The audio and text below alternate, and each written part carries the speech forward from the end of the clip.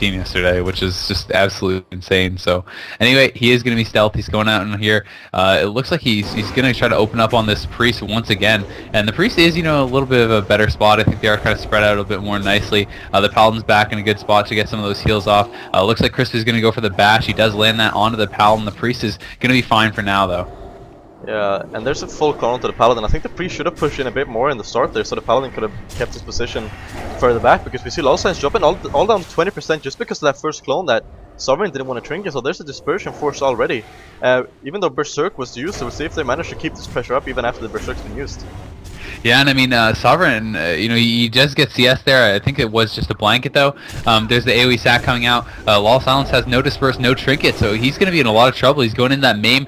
Clone did come out. I think that was immune. It was a triple DR clone onto the Paladin there. The Paladin's going to have to trinket and throw another sacrifice onto the Shadow Priest. A lot of damage coming out onto the opposing team's Priest, so he's going to have to PS at 20% HP, popping Battlemaster and the Desperate Prayer as well, so every single cooldown used for him as well. There's a defensive clone onto Zedar, but this Priest is in a lot of trouble too. Yeah, and that's what we were talking about yesterday. As soon as the Shadow Cleave gets a full on dust up on a healer and you rip him in, then he's just going to take so much damage. But Chris is doing a good job of just getting out of form and spamming those clones onto the opposing team to stop that damage.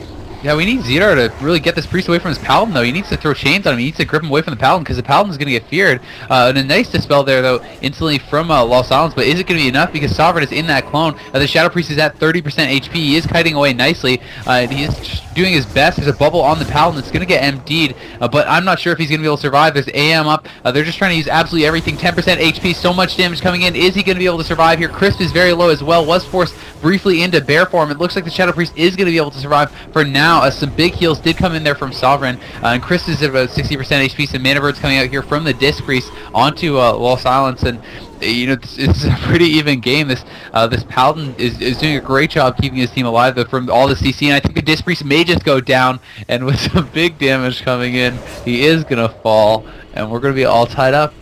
Yeah, that's indeed going to be match point for both teams, and I actually thought that the team is going to charge in. They're going to try to take control of the tomb. Here comes the Disc Priest from the opposing team. I thought he might just stay mounted until he could get a fear on the Paladin, but it looks like he's not going to do that. Crisp once again will be onto this Shadow Priest, trying to get some damage done on him. The DK is going to be on the back of Crisp, though, for now. Yeah, and as you said, he's going to start on the back on the Shadow Priest like pretty much every game, and this is a full clone to Sovereign, which gets instantly trinket, so I guess they want to save this dispersion a bit longer here. Having to pop a stone form to keep himself alive, actually fearing defensively as well. I think they did actually hit the priest full, so Chris was taking some pretty high damage here. First rushing with the Paladin to land that bash. I don't know if they're going to be able to cargo turn him out of that though, but it seems like he is going to go back to the back of the priest, and Sovereign forced to use that main target sacrifice right away into a full clone with no trinket now. So ooh, there's a full silence, so onto that priest, on that Disc Priest. He's taking a lot of damage. He's gonna get disarmed off that. He gets PS up. He already popped his Battlemaster.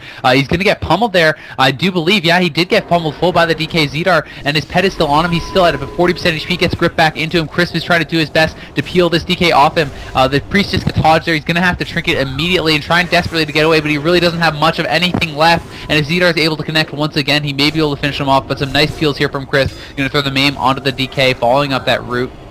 Crisp at the same time taking a lot of damage here, bursted down to about 40% HP. Divine Hymn will come out, should be able to top them off for now, and Zedar is being pressured pretty heavily here as well.